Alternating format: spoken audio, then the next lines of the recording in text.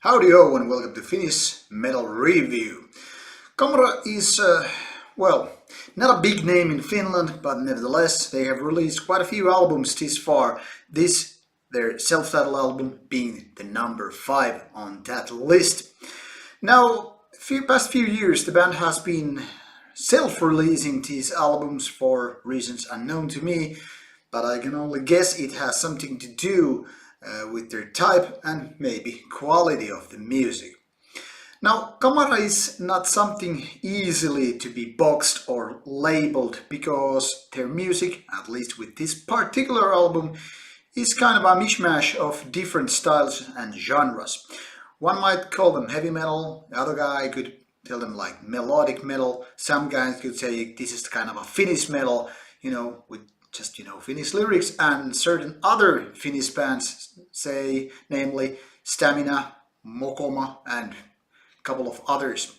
But let's take a look on this CD before we talk a little bit more about the music. So this is how Kamara looks like. Make sure about the pronunciation, it's very important that we have the strong R in Finland. So, not R. Okay. Now that we have cleared that out, it's time to take a look. This is the CD inlay. As you can see, there's the track list.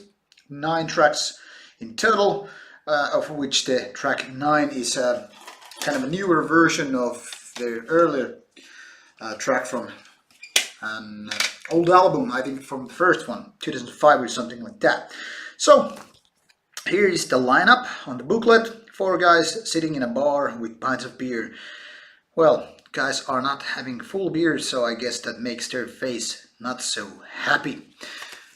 And here are the lyrics, which I guess make no sense to you unless you are fluent in Finnish, because that's exactly what they are doing, offering the lyrics in Finnish. There's also the recording information and whatsoever.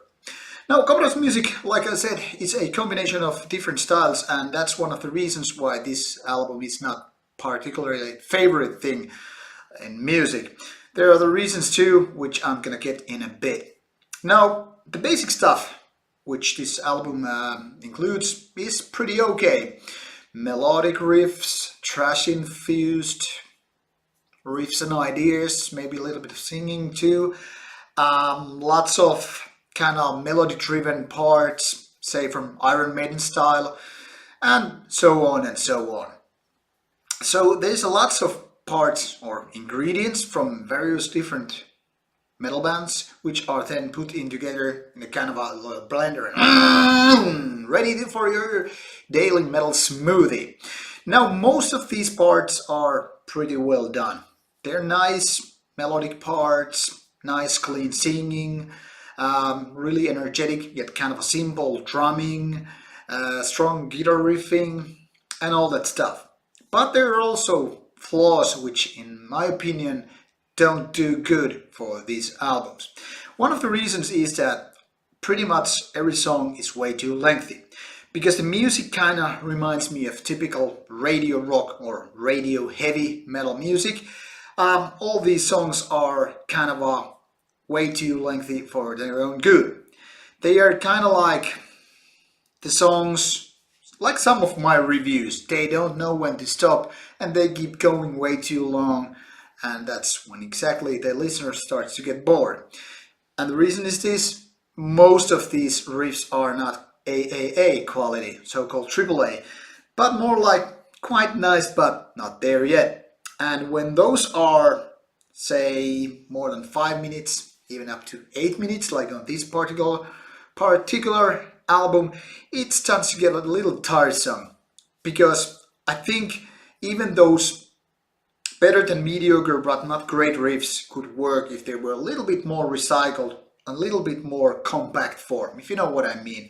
Maybe 2.5 minutes to 3.5 minutes, 3.5 minutes, and then you could have this going, because then it would make these songs kind of a more sing-along, if you will, or at least way easier to get into your brain, like a worm that is doing its stuff there, and the songs might actually get stuck in your head in a good way.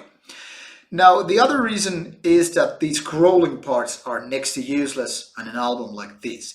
It's one of the reasons is that they are not very good. They're really, really mediocre. They're lacking the kind of brutality like so many death metal bands, but yet they're kind of trying to do that way.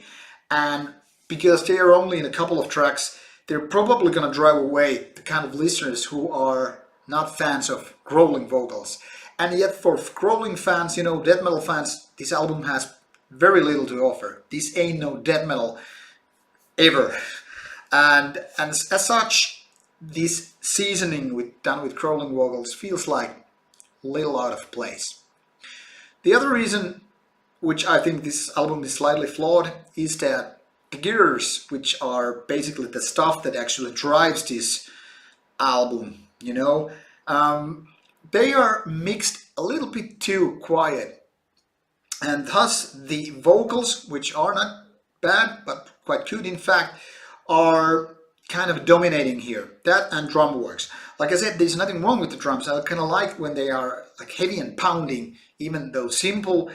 But because of the mixing levels of vocals and drums, the guitars sound sometimes way too silent. It's like I don't feel driven by them as much as I would like to be. And that kind of takes a little bit the energy out of the songs, which is not a good thing, obviously. When you put these minor flaws all together, it creates a kind of a snowball effect. One affects another, and then it kinda becomes a bigger bird.